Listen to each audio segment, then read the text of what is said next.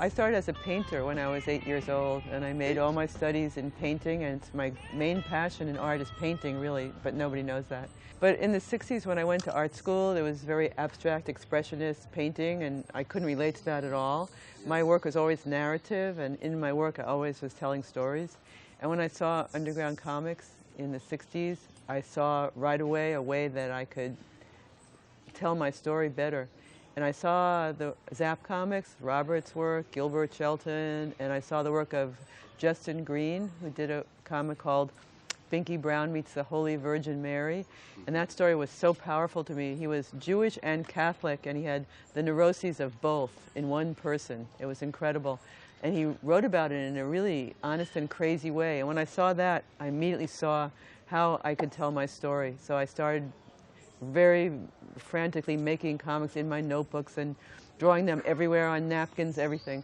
And then I decided to move to San Francisco when I finished art school because that's where all the comics were being published. So I moved there in 1971, and the first women's comic was just being put together, and they needed artists, so I got in that comic.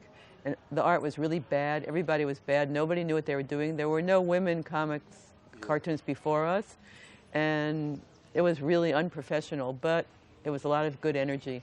At the same time, I also met my husband around that time, and I met all the other male cartoonists also, so I got involved in the whole scene all at once, just like this.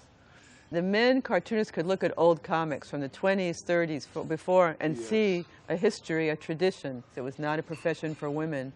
So to find your voice in that medium was, in a way, being a pioneer. Some people made themselves into superheroes, like supermen, and I made myself because I wasn't sophisticated enough to make up a story, and I had a great need to tell my own story. So maybe I should have been a writer, I don't know, but instead the writing and the drawings for me worked. I didn't worry about the effect of it.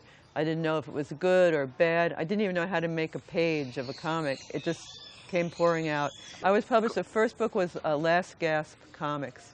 The publisher was Ron Turner. He was the big fat guy. He wanted to like have sex with as many women as possible. So he'd say, I'll publish your work if you give me a blowjob and things like that. And you'd say, forget it, you're disgusting. And then he'd say, oh, okay. And he'd publish it anyway. They didn't sell very well. They were bad.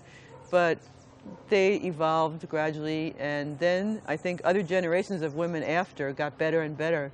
Till you have now, I think, great women cartoonists like Alison Bechtel and Phoebe Glickner and Marjane Satrapi. Now you have some really serious women, but I think that they were inspired by us, so I'm happy about that.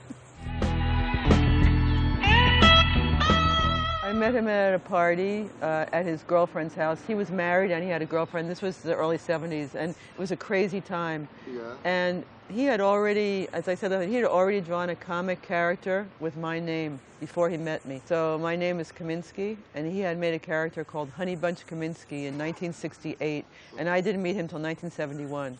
I guess I was surprised by him because he was really a sweet guy. I mean, his drawings were really hard, and his comics were so hard and scary, and he was a very sweet, very shy guy, and I liked that about him a lot. I liked him right away, actually. When I first met him, like, he never talked. He just drew the whole time. He was like catatonic, and the only voice he had was his pen. He was very productive, but he was like really, my mother thought he was retarded when she met him. She said, you know, some people like cripples, some people like retards. What could I say?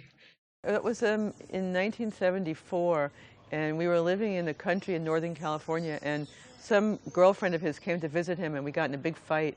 And I ran out of the house and broke my leg. So I had a big cast on my leg, and it was raining all winter, and I was bored and really mad. So we started to work on this comic just to have something to do, but we didn't think of publishing it. It was just for our own amusement. But then some publishers saw it, and they said, we'd like to publish this book, but we had no title. So a friend of ours looked at it and said, how can you publish this? It's like hanging out your dirty laundry for everyone to see. And I said, that's a good title. In the beginning, it just went on and on and on. It's just daily life, and nothing happens. And then space aliens come, and then there's a flood. And in the later work now, we try actually and make it funny and make more of a story. I've always been an artist as long as I can remember. And it's a very powerful force inside of me. It has nothing to do with my husband, so I don't care what anybody says. I'm in a position where people are bound to say that. That's going to be an obvious thing they'll say, but personally I don't care at all. Yeah.